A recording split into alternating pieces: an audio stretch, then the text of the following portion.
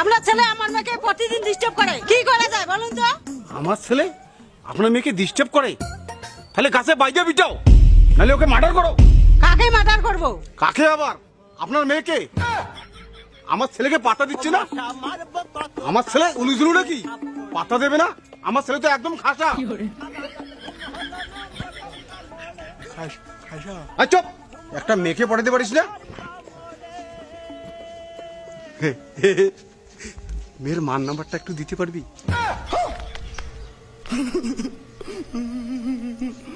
হ্যাঁ, ভালো করে টাওয়ার মাইও। এক চড়ে জীবন শেষ করে দেবো। তুই নষ্ট হসিস শেষে বাপটাকে নষ্ট করতে চাস। গজব বেজতি।